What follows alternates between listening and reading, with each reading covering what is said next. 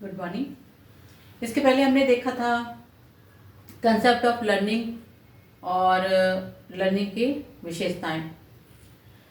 हमने concept of learning में बताया था कि जो सीखना होता है वो व्यक्ति के व्यवहार में परिवर्तन होता है ना। सीखने से व्यवहार में परिवर्तन आता है, लेकिन ये व्यवहार में परिवर्तन तब तक नहीं आता जब तक कि उसकी भावनाओं में परिवर्तन नहीं आता। और भावनाओं में परिवर्तन का संबंध अर्जित ज्ञान से है। यानी अर्जित ज्ञान यदि भावनाओं से जुड़ जाता है तो व्यक्ति के व्यवहार में परिवर्तन हो जाता है। तो इस आधार पर हम देखते हैं अधिगम कितने प्रकार के होते हैं। तो आइए देखते हैं। अधिगम 3 प्रकार के होते हैं।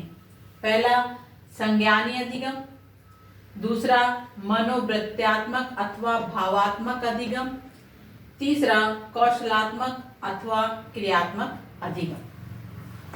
संज्ञानी अधिगम को कॉग्निटिव लर्निंग कहते हैं। मनोवृत्त्यात्मक और भावात्मक अधिगम को एटीट्यूडनल लर्निंग कहते हैं। कौशलात्मक अथवा क्रियात्मक अधिगम को कोग्निटिव लर्निंग कहा जाता है। तो इस प्रकार अधिगम के आधार पर ये 3 प्रकार की लर्निंग है। तो पहला हम देखते हैं संज्ञानी अधिगम, संज्ञानात्मक अथवा संज्ञानी अधिगम। इसके अंतर्गत बच्चों को उन नई धारणाओं, नई बातों आदि का ज्ञान कराया जाता है जिन्हें वे पहले नहीं जानते थे। यानी संज्ञानी अधिगम के अंतर्गत बच्चों को उन नई बातों के बारे में, नई धारणाओं के बारे में बताया जाता है जो लोग कभी पहले नहीं जानते थे, जिसके बारे में कुछ पता नहीं था। तथ्यों एवं घटनाओं का समझना, छात्रों द्वारा उनका आत्मीकरण करना तथा पुनर्स्मरण सभी कुछ इसी के अंतर्गत आता है। मतलब तथ्यों को और घटनाओं को समझना, उनका आत्मीकरण करना और पुनर्स्मरण। तथ्य एवं घटनाएं को समझना, आत्मीकरण करना और पुनर्स्मरण, ये तीनों बातें संज्ञानात्मक अथवा संज्ञानी अधिगम के अंतर्गत आती हैं।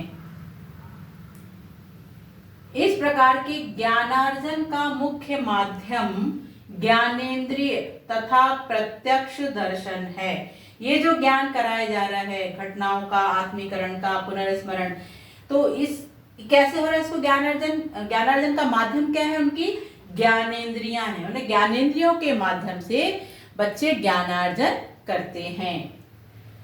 तो ये ज्ञानेंद्रिय और प्रत्यक्ष दर्शन है, मतलब रियल ऑब्जेक्ट उनके सामने रखा जाता है। जो हम पढ़ा रहे हैं, जो रिकॉल करवा रहे हैं, जो बच्चों को समझा रहे हैं, तो प्रत्यक्ष दर्शन मतलब प्रत्यक्ष वस्तुएं उनको दिखाई जाती हैं। तो वो ज्ञानेंद्रियों के माध्यम से और प्रत्यक्ष दर्शन के माध्यम से सीखते हैं। इसलिए इसमें ऐसे पाठ्यक्रम की आवश्यकता है जो जानकारी पर आधारित हो। इसलिए इनका पाठ्यक्रम ऐसा होता है जिसमें जानकारी दी रहती है। ऐसे पाठ्यक्रम में सूझ एवं चिंतन कम होता है।